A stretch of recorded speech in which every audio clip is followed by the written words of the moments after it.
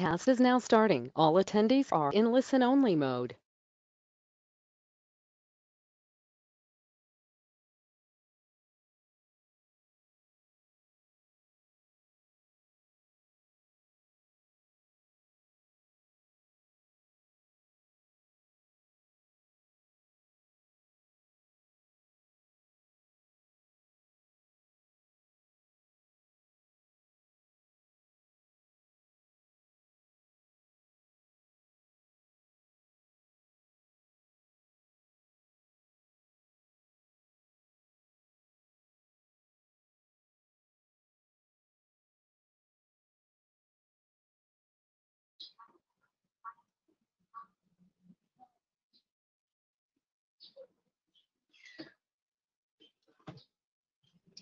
Halo, selamat pagi Bapak Ibu, peserta Philips Sekuritas Indonesia webinar.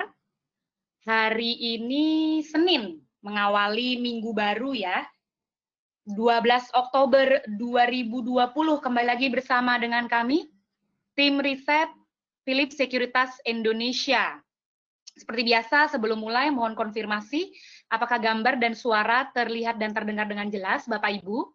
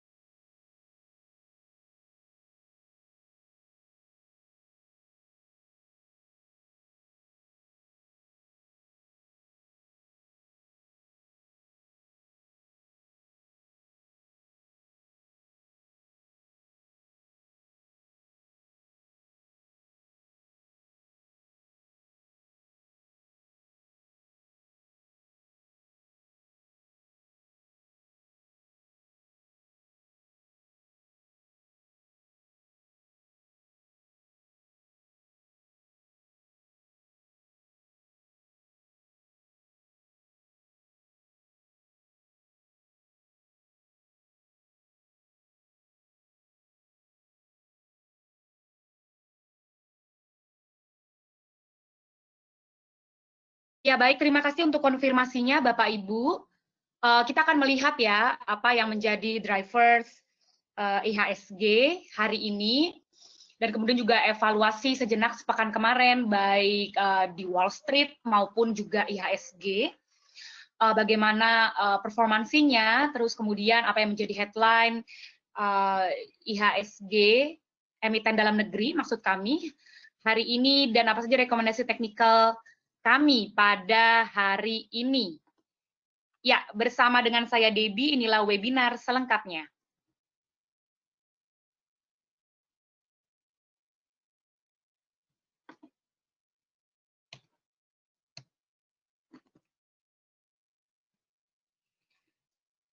Ya, kalau kita lihat di presentasi tertera, indeks saham AS itu ditutup menguat minggu lalu ya.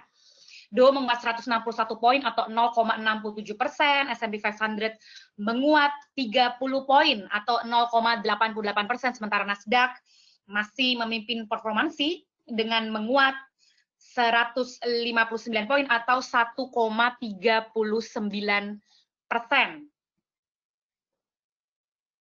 Ya, menutup minggu kemarin, sentimen positif dari kemajuan pembicaraan stimulus fiskal AS yang kembali mendominasi market.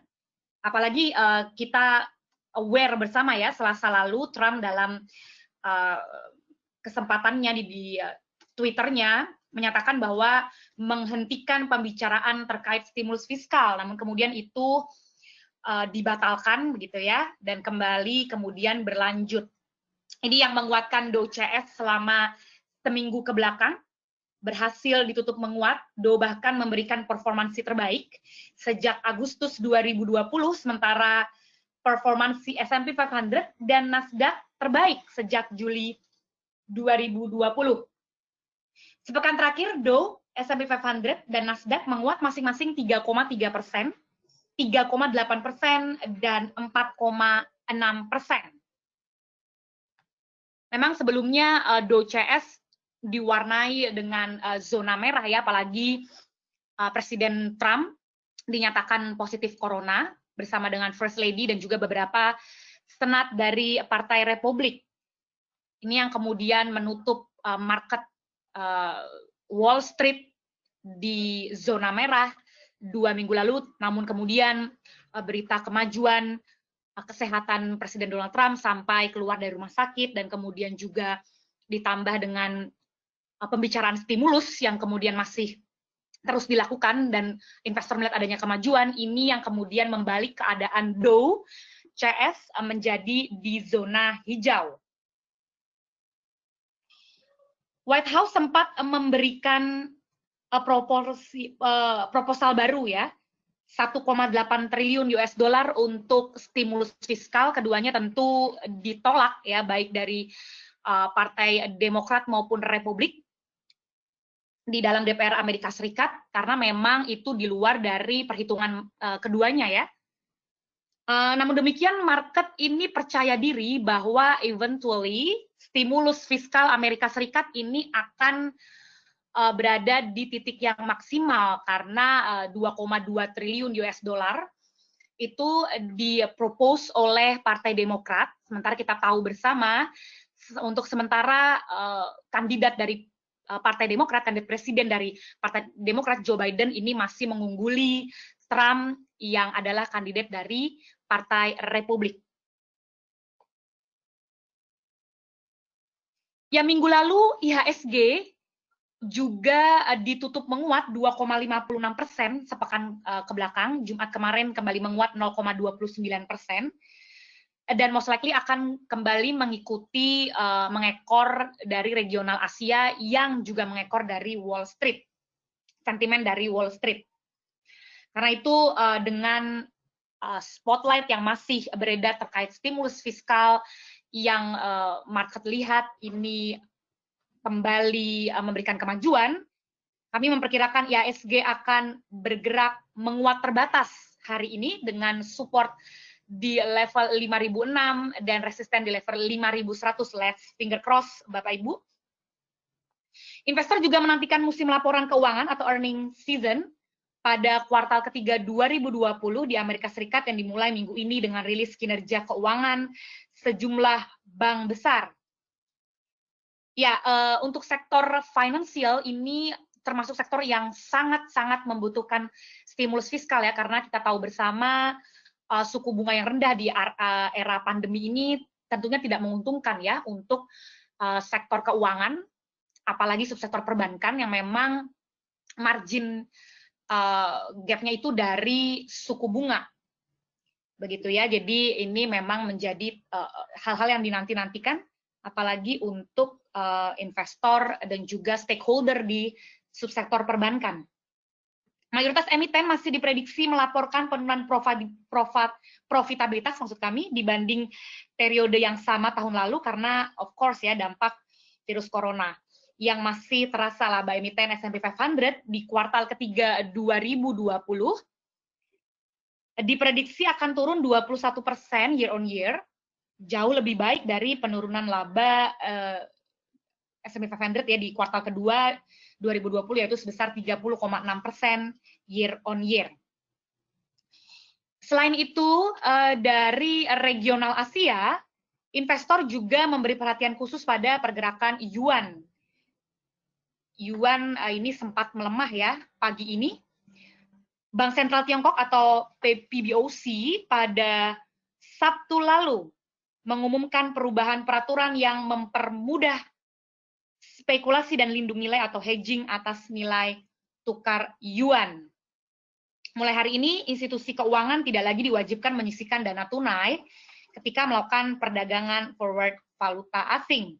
Hal ini menghilangkan rintangan untuk depresiasi nilai tukar mata uang yuan.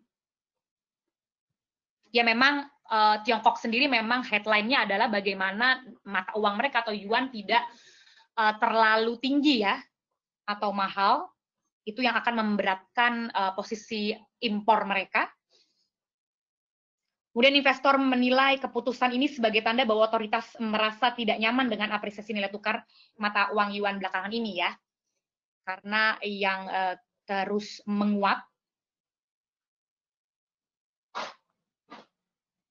Namun insight bahwa Wall Street akan di zona hijau hari ini mengindikasikan bahwa dolar Amerika Serikat akan melemah dan juga yuan akan kembali terapresiasi. Oleh karena itu insight ini menjadi satu hal yang positif bagi investor mata uang, khususnya yuan.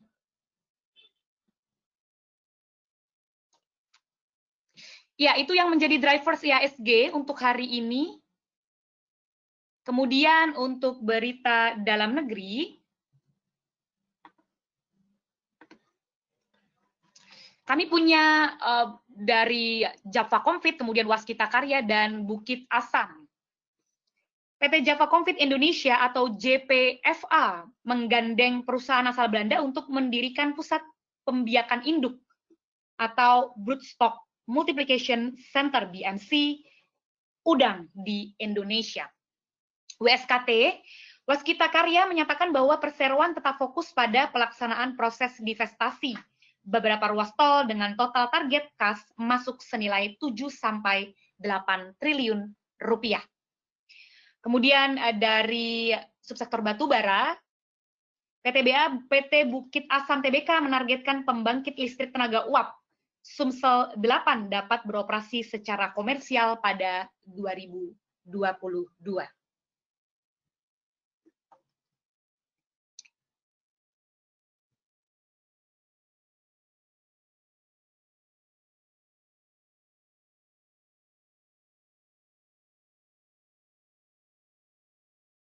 Ya, ini yang masih memberatkan kinerja IHSG ya. Namun demikian kemarin IHSG Jumat lalu ditutup di zona hijau di 0,3%, ya 0,29% to be exact. Asing masih mencatatkan net sell, namun tidak cukup fantastis ya, hanya 92 miliar rupiah.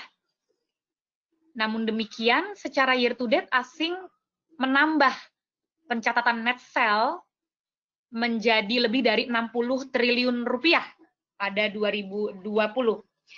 Dengan demikian performansi IHSG secara year to date adalah minus 19,78%. Ya kalau diperhatikan ini membaik ya. Kemudian LQ45 performansinya secara year to date ini minus 23,71%.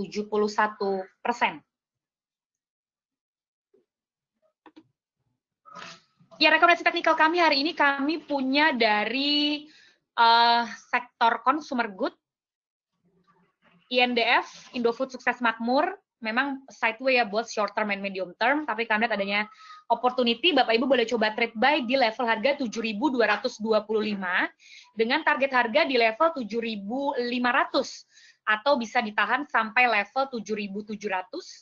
Jangan lupa stop loss di level 6.950. Kemudian TBLA, Tunas Baru Lampung. Tunas Baru Lampung juga both sideways ya, short term dan medium term. Tapi kami melihat adanya opportunity, Bapak Ibu boleh coba trade buy di level harga 765 dengan target harga di level 800 atau bisa ditahan sampai level harga 840. Jangan lupa stop loss di level harga 730. Kemudian yang ketiga, ini yang dinanti-nantikan reboundnya ya. TLKM bearish medium term, tapi short term sideways. Tapi kami lihat ini adanya opportunity ya, Bapak Ibu boleh coba trade buy di level harga 2.730 dengan target harga di level 2.800 maksud kami. Atau bisa ditahan di level harga 2.880, jangan lupa stop loss di level harga 2.640. INDF trade buy di level harga 7.225, target harga 7.500, stop loss 6.950. TBLA trade buy di 765, target 800, stop loss 730, dan yang terakhir TLKM trade buy 2.730, target 2.800, stop loss di level 2.640. Ya Bapak Ibu, demikian presentasi webinar kami. Seperti biasa, yang ingin bertanya mohon disampaikan pertanyaannya di question box. Rekan saya Michael akan menjawab pertanyaan Bapak Ibu sejenak. Terima kasih.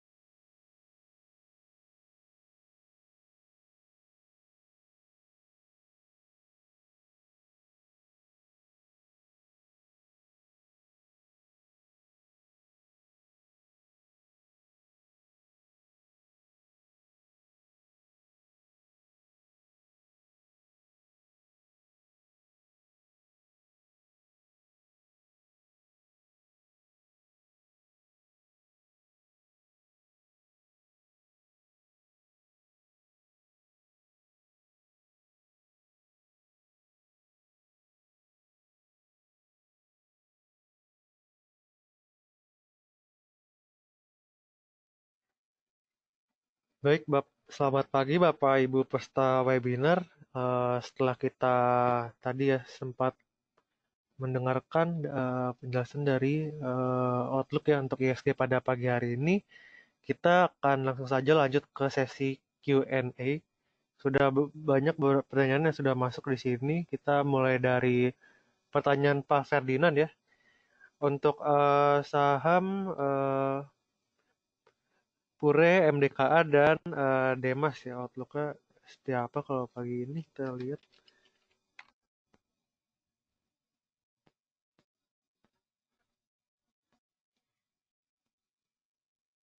Oke, untuk Pure sendiri jika kita lihat ini pergerakannya sangat uh, fluktuatif ya, sehingga kalau mau bermain di saham ini perlu hati-hati juga dan mainnya short term aja ya. Kita lebih prefer untuk short term untuk saham jenis Pure. Namun kalau dari teknikal ini relatif lebih ini ya, tekanan jualnya sudah terbatas, ini sudah di sekitar level supportnya ya. Kita bisa ambil posisi buy dengan targetnya sih di 340 ya untuk Bore. Oke, kemudian untuk saham sektor ini emas ya, MDKA. MDKA jika kita perhatikan untuk targetnya sih sebenarnya sudah tercapai ya 1770 ini termasuk daerah resisten terdekat ya untuk MDKA. Namun kalau kita perhatikan lebih jauh sebenarnya peluang penguatannya masih terbuka lebar ya hingga ke area sekitar 1800. Jadi targetnya beberapa poin lagi ya, seberapa 800 sehingga bisa nih ya, bagi yang masih hold bisa ditahan dengan target 1800. Atau mau buy juga boleh. Ini ya lebih ke jangka pendek dulu ini untuk MDKL karena sudah hampir mencapai target. Oke, next ada Demas. Demas kita juga masih sarankan untuk hold ya, hold dengan target 240. 240 juga menjadi target ya, target terdekat untuk Demas. Demas juga kemarin mendapat sentimen positif ya. Sudah mulai banyak investor asing mulai ini ya buka ini apa namanya melakukan order lahan baru di Demas gitu sehingga ini ke depan kita lihat cukup positif juga opportunity-nya untuk revenue Demas karena dari sisi investasi asing sudah mulai dipermudah ya, jadi salah satu entitas anak usaha dari Sinarmas Group ini yang bergerak di properti ya, yaitu DMS akan apa stimulus positif dari kebijakan baru ini. Kemudian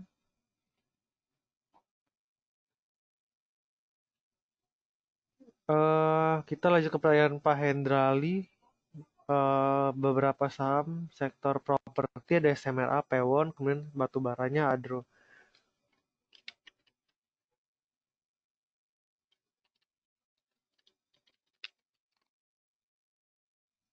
Ya, untuk Adro sendiri, jika kita lihat secara short term maupun medium ya, masih kompak sideways, belum banyak progres yang signifikan ya dari pergerakan Adro. Nah, sejalan juga dengan harga batu bara yang masih sideways juga. Untuk Adro sendiri, ini level sekarang ya, level harga sekarang sudah berada di sekitar supportnya sehingga bagi Bapak Ibu yang tertarik untuk masuk ke saham batubara salah satunya adalah Adro ini bisa kami rekomendasikan ya untuk kembali buy Adro dengan target terdekat sekitar 1130 dan next targetnya sekitar 1150.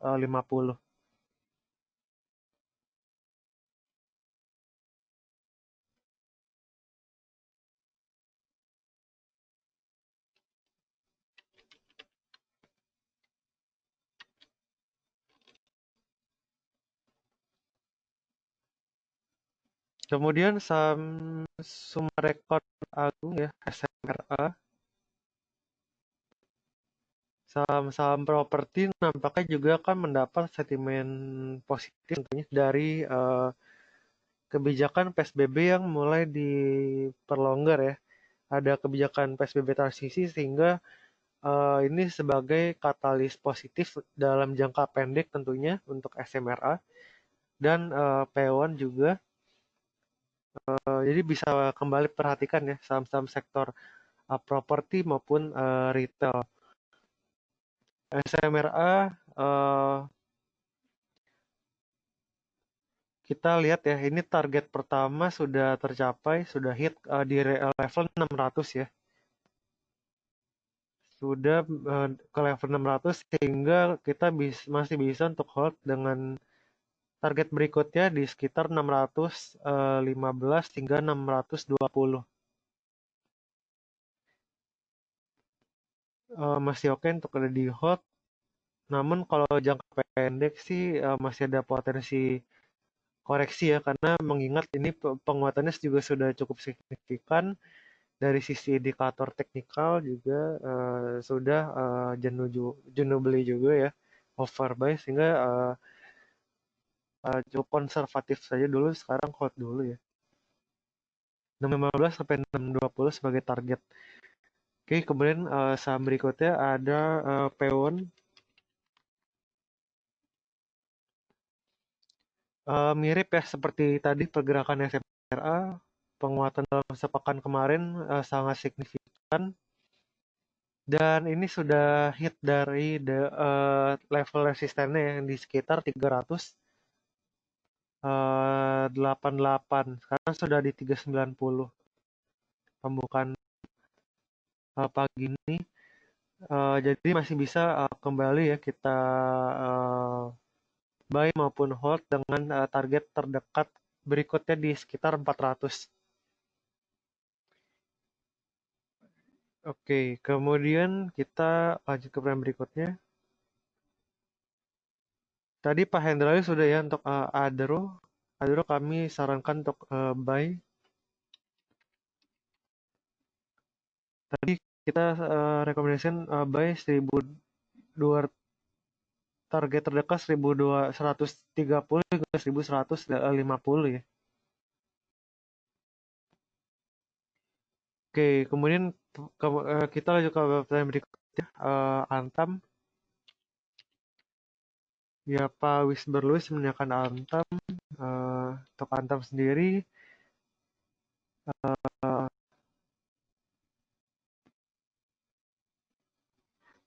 terbentuk pola rolling ya. Indikasinya sebagai bullish reversal, sehingga pada pagi hari ini pun sebenarnya masih bisa untuk diakumulasi saham Antamnya, karena dia sudah ini juga ya mulai keluar dari pola sideways-nya, sudah bisa tembus ke atas 760. Ini mengindikasikan adanya potensi penguatan lanjutan di pergerakan saham hari ini. Untuk Antam ya, kita prefer buy dengan target di sekitar 800.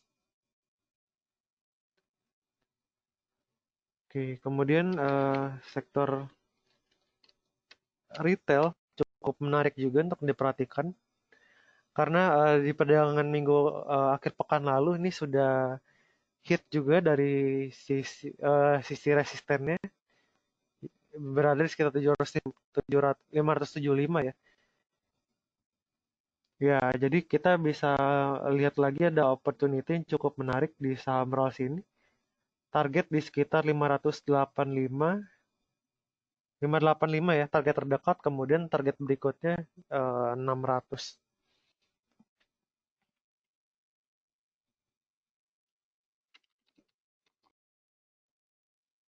Ya, untuk BBNI kemudian dari medium term sih sebenarnya sudah mulai ini ya, berusaha kembali bangkit harganya dari koreksi yang cukup dalam di pertengahan bulan lalu. Bisa juga untuk di buy ya. Targetnya tipis dulu ya untuk beberapa hari ini. Targetnya 4.750 hingga 4.800 dulu ya untuk BBNI. Ini juga sebagai salah satu saham sektor banking ya, yang dari sisi valuasinya masih menarik karena masih relatif murah dibandingkan saham-saham banking lainnya ya di BRI. BBNI jadi masih buy. Kemudian BBTN demikian juga ya. Untuk BBTN masih bisa di buy juga. Target terdekat 1.270 dan target berikutnya di 1.300. Oke, kemudian kita ke Pak Robert. Untuk saham MDKA kami tadi sudah bahas ya, setelah di hold dulu. Kemudian kita ke BBRI. BBRI juga ini saham-saham sektor banking, kalau kita lihat dari polanya masih sama ya, short termnya masih sideways. Namun medium sudah mulai ini ya apa namanya mulai keluar dari zona downtrendnya seperti itu. BBRI targetnya sekitar 3.200 ya. 3.220. 3220 jadi buy ya untuk BBRI 3220. Kemudian Inco jika kita perhatikan ini juga sudah mulai keluar ya dari zona sideways untuk short term. Inco sendiri kami rekomendasikan buy dengan target di sekitar 3.870. Demikian Pak Robert. Kemudian kita lanjut ke Bolivia, Antam, Medco,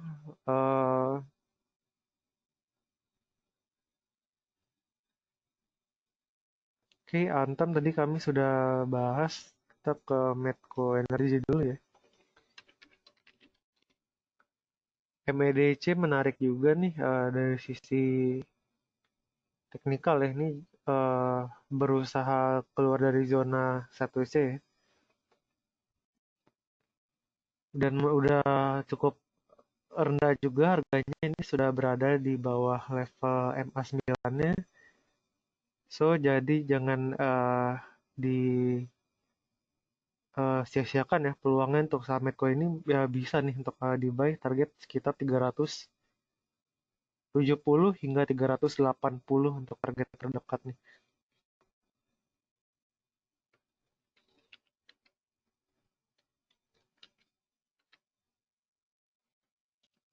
BSDE jika kita perhatikan ini medium masih sideways ya. Dan kemarin pagi ini pun sudah kembali menguat dan menunjukkan penguatan. Sehingga kami perkirakan penguatannya sendiri berpotensi ya ke level 815 hingga 820. Oke, masih layak untuk buy untuk BSDE. Lihat juga saham-saham sektor properti, kami lihat hari ini sih outlook-nya masih positif ya.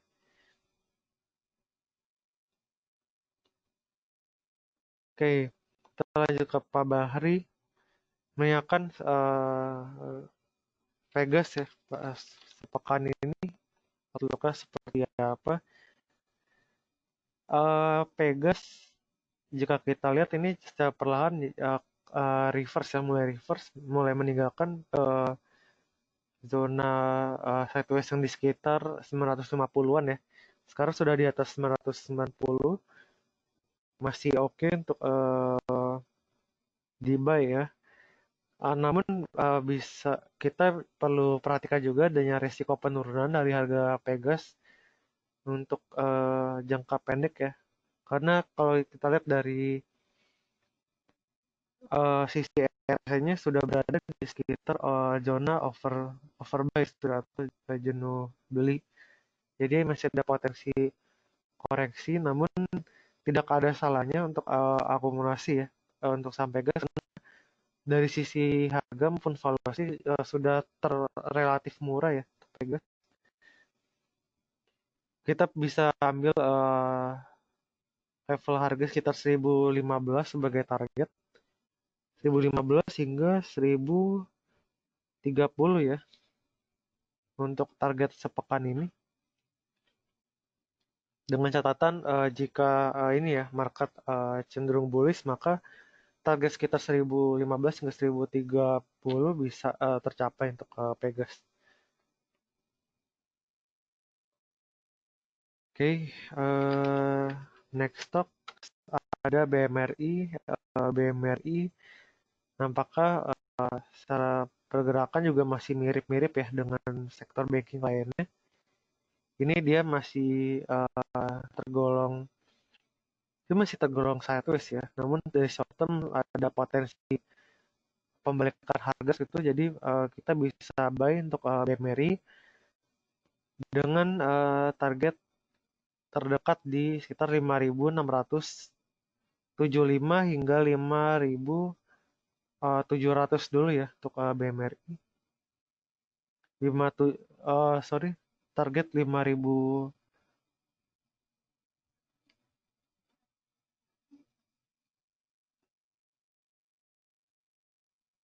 5.675 hingga 5.750 ya. 5.750 sebagai target dari BMRI. Jadi bisa kembali masuk untuk BMRI. Dan Pak Iwan ya kan untuk saham care Metro Healthcare ya.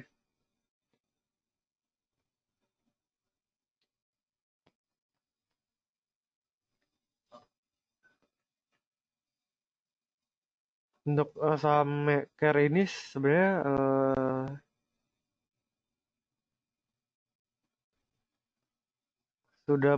sekarang sudah berada ya sekitar level supportnya ya. Support terdekatnya sudah nyampe nih di sekitar 340-an.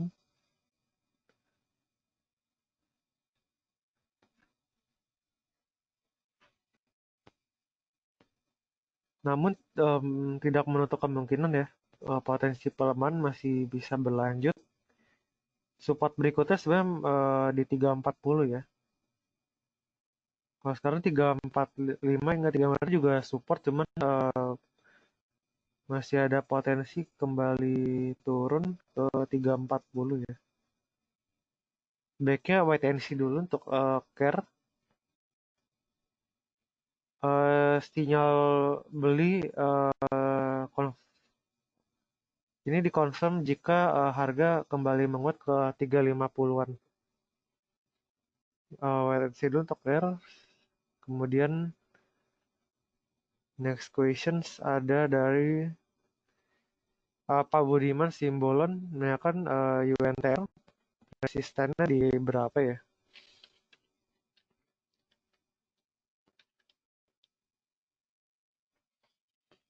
UNTR sendiri oke, untuk level supportnya sendiri sekarang berada di sekitar 22.050 ya, 22.050-an. 22.050 ini sebagai support medium term ya. Resisten terdekat sekarang berada di sekitar 23.000. 23.025 ya. Masih cukup tipis untuk targetnya ya. Masih bisa balik tentunya karena dari sisi RSI menunjukkan pola penguatan atau masih terdapat akumulasi beli ya untuk UNTR.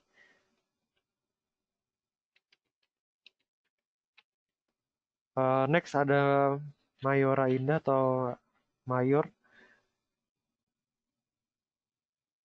Sekarang levelnya maksud kami level supportnya ya berada di sekitar 2.397 ya, atau kita bulatkan ke 2.400 sebagai level supportnya ya.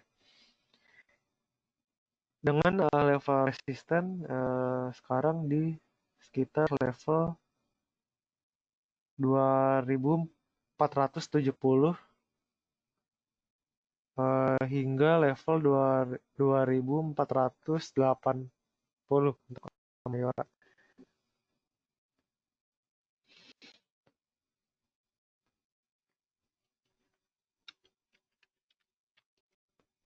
Oke, kemudian ada Akra. Akra sekarang level support terdekat di 2.600 dan level resistennya sekarang berada di sekitar 2.700.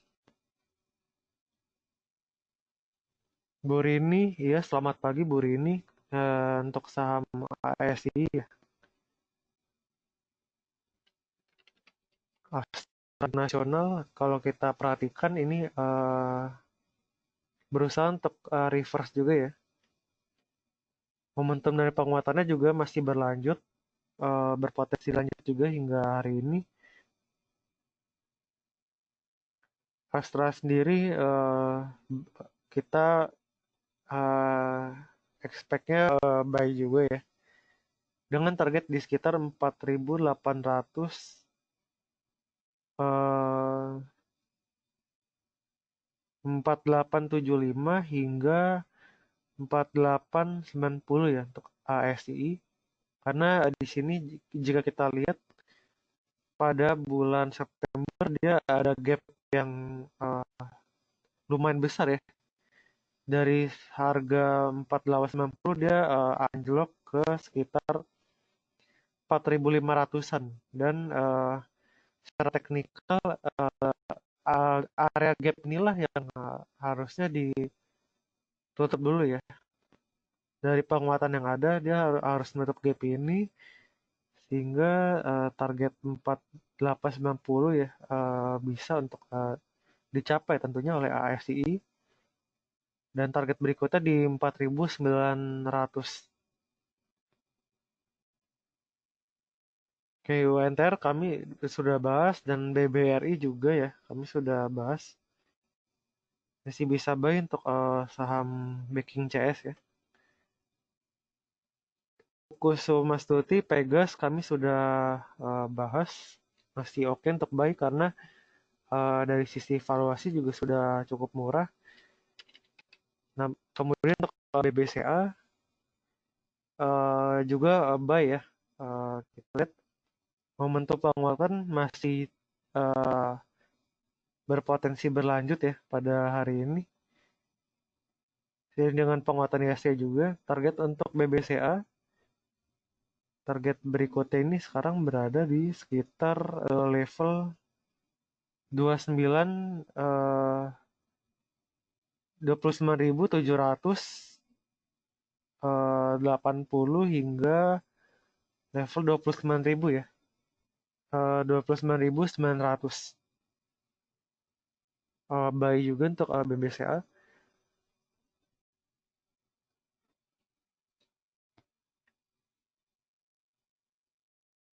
Dan Pak Pyong kan BMTR ya, BMTR Global Media. Ini secara perlahan mulai terbentuk ya slope penguatan meskipun belum signifikan penguatan, namun sebenarnya udah mulai ada sebenarnya progres penguatannya. Jadi untuk BMTR sebenarnya masih dengan target yang sama ya, di sekitar 234 ya, 234 sebagai target hingga area 240. Masih bisa buy untuk BMTR.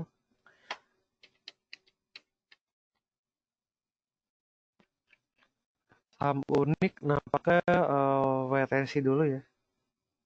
Ini sebenarnya sudah mencapai area resistennya juga, sehingga unik kami lebih sarankan sih untuk sell on strength ya. Kemudian ada JSky. Untuk JSky sendiri ini sahamnya cukup volatile juga ya dari sisi harga.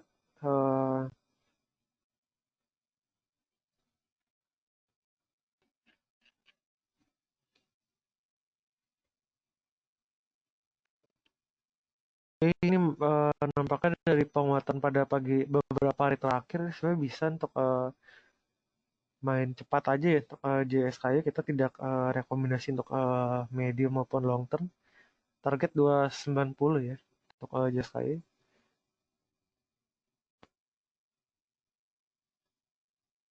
Oke. PPF untuk Pak Mainur, perhatikan PPF buy juga untuk hari ini, target di sekitar 1.100 ya. Sorry, maksud kami 1.010.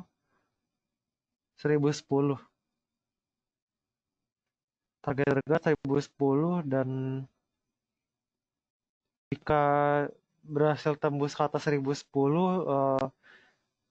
Masih berpotensi juga ke 1000, level 1030-an ya untuk LF. Oke.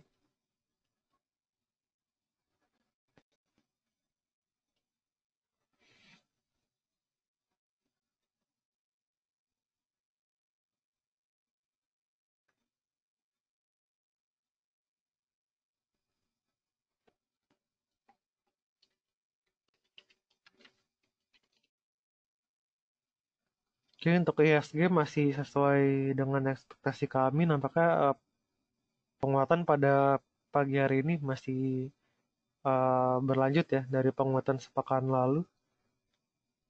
Seiring dengan berbagai sentimen yang menyertai pergerakan ISG dari luar negeri, ada ini ya, apa keberlanjutan dari eh, pembahasan stimulus fiskal di USA. Bursa Wall Street juga turut menguat dengan adanya kebijakan tersebut. Kemudian di kuartal 3 ini ekspektasinya ada pemulihan juga, pemulihan ekonomi di Amerika Serikat, sehingga saham-saham di Wall Street ini berpotensi juga ya untuk kembali rebound. Sehingga dengan earnings-nya ya, yang diperkirakan penurunannya tidak akan terlalu tajam ya dari penurunan di kuartal 2 gitu. Dari dalam negeri kita masih perhatikan lagi keberlanjutan dari ini ya, apa namanya, ekspektasi pasar terhadap pelaksanaan Omnibus Law yang dinilai cukup positif terhadap sisi investasi di dalam negeri.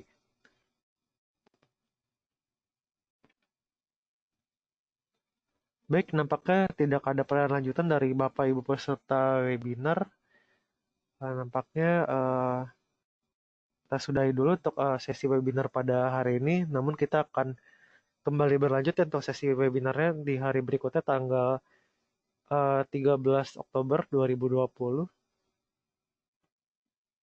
Kami ucapkan terima kasih atas partisipasi Bapak Ibu pada pagi hari ini, pada webinar hari ini ya. Dan kami ini juga ya, mohon maaf atas kekurangan dalam penyampaian, kata-kata yang kurang berkenan, kami mohon maaf. Dan sampai jumpa di webinar besok ya, tanggal 13. Terima kasih dan salam cuan.